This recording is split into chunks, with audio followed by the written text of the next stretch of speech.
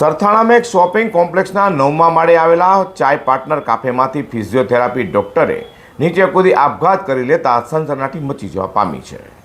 સુરતના સરથાણા પોલીસ પાસેથી મળતી માહિતી મુજબ મૂળ જામનગર જિલ્લાના કાલાવડ તાલુકાના મોટી બેગડી ગામની વતની અને હાલ સુરતના સરથાણાના શ્યામધામ મંદિર પાસે આવેલા વિશ્વા રેસિડેન્સીમાં 28 વર્ષીય રાધિકા જમન કોટડિયા પરિવાર સાથે રહેતી હતી। મૃતકના પરિવારમાં માતા પિતા અને એક ભાઈ છે।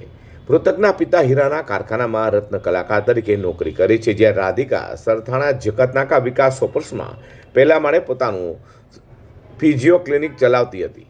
રાધિકાની 6 મહિના પહેલા જ એક યુવક સાથે સગાઈ થઈ હતી અને આગામી 19મી ફેબ્રુઆરી 2026ના રોજ તેમના લગ્ન પણ થવાના હતા। દરરોજ સવાર સાંજ રાધિકા પોતાના મંગેતરની સાથે વાતો પણ કરતી હતી। રાધિકા 21 નવેમ્બરની સવારે ડેઇલી રૂટીન પ્રમાણે પોતાના શ્રીજી ફિઝિયો ક્લિનિક પર ગઈ હતી। ત્યારબાદ બપોરે જમવા માટે ઘરે આવી પરત ક્લિનિક જતી રહી હતી।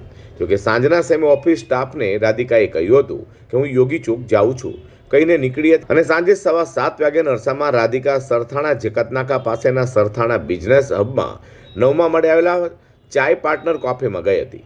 ત્યાં અન્ય કપલો પણ હાજર હતા અને બધા હળવાશની પળો માણી રહ્યા હતા। આ દરમિયાન રાધિકા અચાનક ખુરશી પરથી ઊભી થઈ અને પાડી ઉપર ચડીને સીધું નીચે ઝંપલાવી દીધું હતું। જોરથી કંઈક પટકાયાનો અવાજ આવતા આસપાસના લોકો પણ તેમજ કાફીના લોકો દોડી ગયા હતા।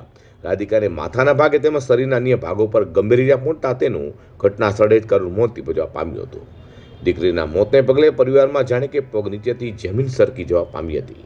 ઘરના તમામ સભ્યો ઘટના સ્થળે પહોંચ્યા હતા અને આક્રંદ કરવા લાગ્યા હતા। બનાવ અંગે પોલીસને જાણ કરતા પીએ કે ચાવડા સહિતનો સ્ટાફ ઘટના સ્થળ દોડી ગયો હતો।